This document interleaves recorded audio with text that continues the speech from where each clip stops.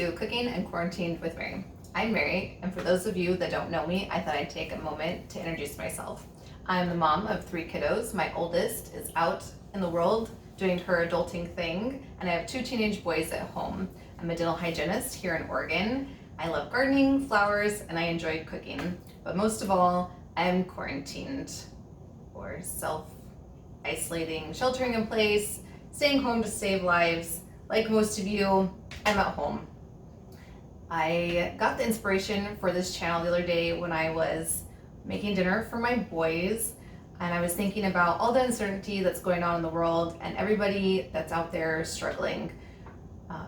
People are struggling financially. Maybe they can't eat out like they normally do. They can't buy the prepared foods that they normally do. Mom and dads are home with their kiddos all day making more meals. And there's probably a lot of people out there that don't usually cook. They're not big chefs and now are finding themselves in a place where they have to cook to survive. So this channel, the idea is to use what's in your pantry, what's in your fridge, what's in your freezer already to make meals for you and your family. So hopefully you won't have to go to the grocery store. A lot of us are avoiding the grocery store to make these meals. I will have all of the recipes down in the description for you, and you are more than welcome to comment and ask questions about anything that I might have been unclear about. And as we're doing the video, I'm going to try to let you know any alternatives that you can use or ingredients that might not need to be included, or things maybe that you might have in your pantry or in your fridge that you could add on top of it. For our first recipe, we're going to make potato soup. So you're going to start with your already washed potato and peel it. The other ingredients that we're going to use today are onions, flour, garlic powder, seasoning salt, milk, chicken stock, and a chicken bouillon cube.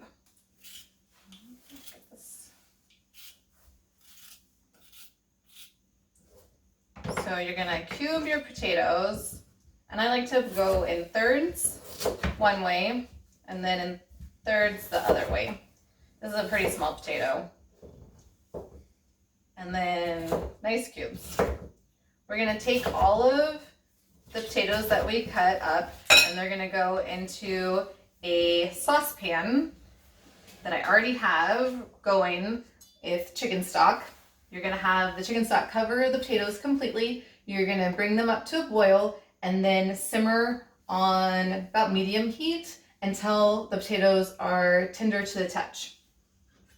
While the potatoes are cooking, we are gonna cut up our onions. The ingredients that we're using, such as the butter, you can use a butter alternative. So if you're margarine, or if you have Smart Balance, even if you want to use oil, that's fine. It just has to be some type of fat. For the milk, you could use soy milk, you could use almond milk. I don't think I would do coconut. It has too much flavor. So you're just gonna nice fine dice. If your family is not big on onions, I know a lot of people are not onion people.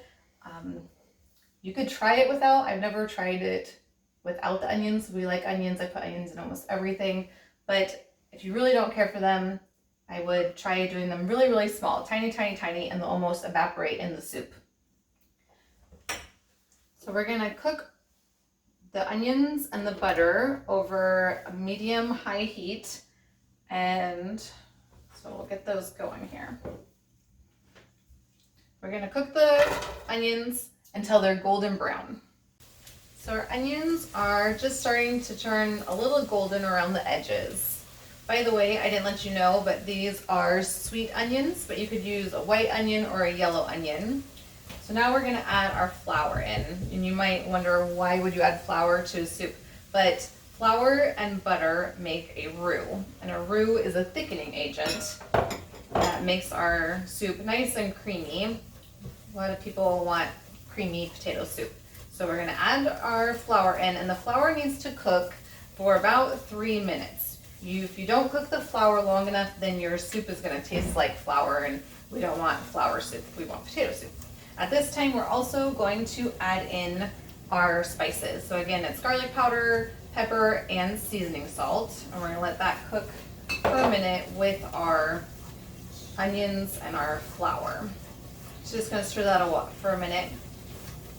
So after this is done cooking, like I said, about 3 minutes, we're gonna add in the cut up potatoes, the cubed potatoes that have already been simmering in the chicken stock. So they're already nice and tender. You're gonna wanna check the potatoes, and when a fork goes into the potato without pressure, just nice and easy, then you are all done and you can turn your potatoes and your stock down just to keep it warm.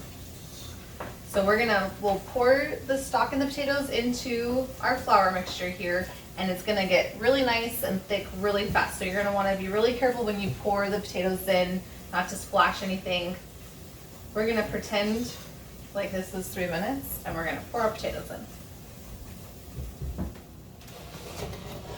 So again, you're just gonna be really careful pouring all this in. So the roux starts thickening things up really fast. As you can see, it's getting thick already. So now you're gonna add your milk. So milk kind of cools it down a little bit, so it'll slow down the thickening process. It's going too fast for you to catch up. So you just wanna keep stirring, keep stirring. It's kind of the key to this. If it ends up being a little thick, you can always add in more milk or more chicken stock. You can adjust it however your family likes it. So pretty much I'm gonna turn this off and let it hang out for a minute. It's all nice and thick and creamy already.